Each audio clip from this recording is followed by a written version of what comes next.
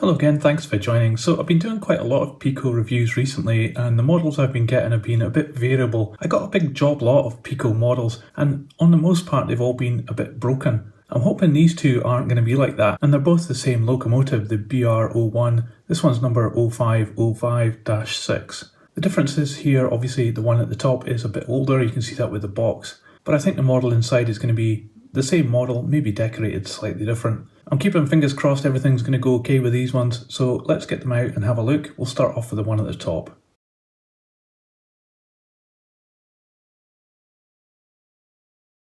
So this one came with a leaflet and it has 4 different variations on here. You can see the difference is the wheels. This one has got very different wheels to these spoked ones at the top. We've got the one at the very top here with the ladders on the tender. And these instructions show how to couple the locomotive and the tender together, and also how to take the tender apart to service the motor. It's obviously tender driven, this one. And it also looks as though we have lighting on the locomotive as well. So we do have a bit of damage here. These parts are in the box. This actually looks as though it shouldn't be attached. It's some kind of checker plate. I'm not quite sure where that goes. I would assume it's a cab area. So certainly this is a very impressive looking locomotive, but I think Piko's rendition of it is not too great, and you can see some problems already here.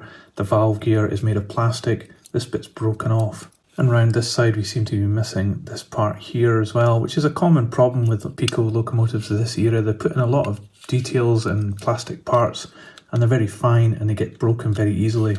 One of the other things here is that this part actually moves as well, and I think this part here has come loose.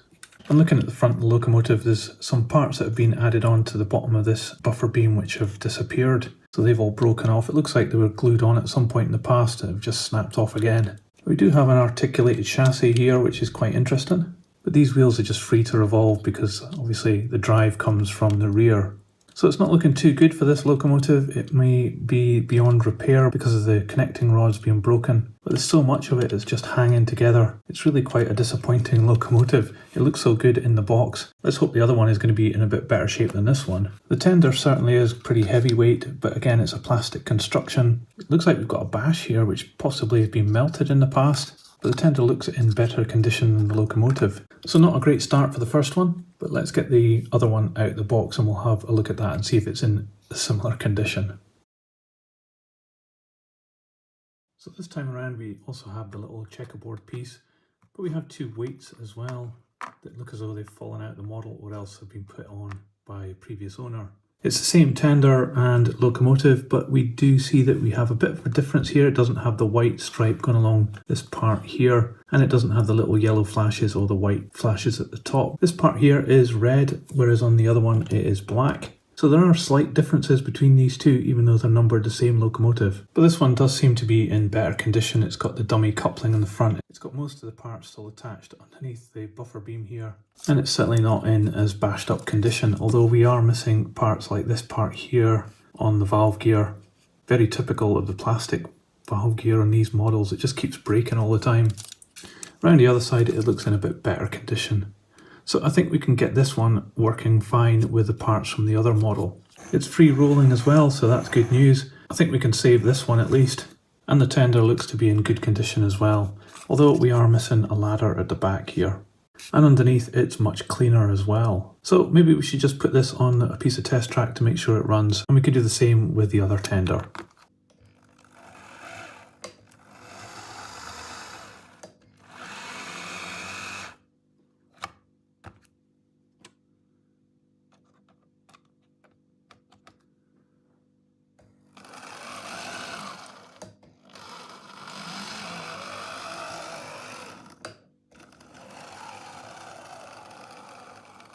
So it seems the mechanism of the older one actually runs a bit better than the mechanism of the newer one. It could be just to do with maybe the traction tires or something like that.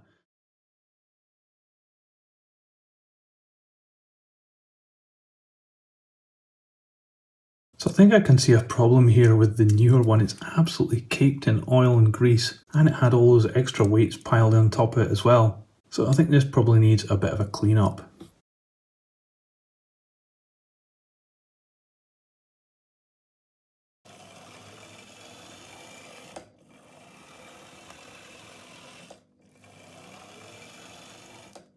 Well, it's taken a lot of cleaning, but I think I've managed to get there. This is actually the newer chassis that's running fine now.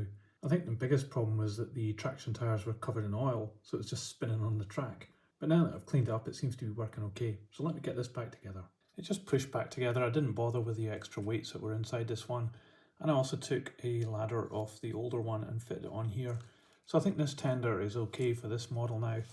So I'm going to put it to one side and focus on the locomotive. So this part here is obviously broken off and been lost, and usually it's this piece here that breaks. Thankfully on this model we do actually have that part intact, so I'm just going to take the part off this and put it onto here.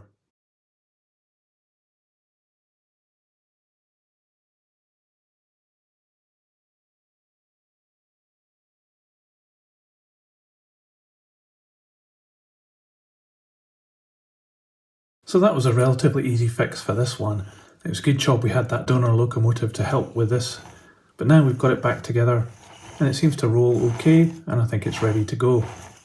However, the donor locomotive I think isn't in such good shape, with the valve gear all broken on one side and missing parts, and it's also missing parts on this side. It's going to be quite difficult to get replacement pieces for this model, so I think this is going to get put in the spares box for now, and we'll probably come back to it. Well, at least we've got one working BR01 from the two that we began with, and I think that's a pretty good result. So what have we learned from this video? I guess Piko models of this era, especially the steam locomotives, really have the Achilles heel of the valve gear. It was pretty obvious that they changed that valve gear to plastic to cut costs, but I think it's really caused a bit of a problem downstream, because while this model has a lot of detail and it looks very fine, it's so delicate it can easily be broken, and as it gets older the plastics are just going to get more brittle and end up breaking more often. If you're tempted by models of this era, you're going to have to take that into consideration, handle them with real care, but I think if you do and you keep the motor serviced and don't over oil it or put too much grease on it, then it's going to be fine and keep on running. The performance isn't up to modern day standards, but some of these models are unique to this era and look really great. I think this locomotive looks really stylish. It's got some nice lines, especially across the top of the boiler there. And it does look really cool, but it is a model of its time, so be aware of that when you're thinking about buying one of these. Anyway, I hope you liked this video. Give it a thumbs up if you did, and subscribe for more model railway news and reviews on this channel. I'll put this on the turntable so you can see all the way around, and in a moment another video will appear. Just click on that and I'll see you there. That's it for this one. Thanks for watching. See ya.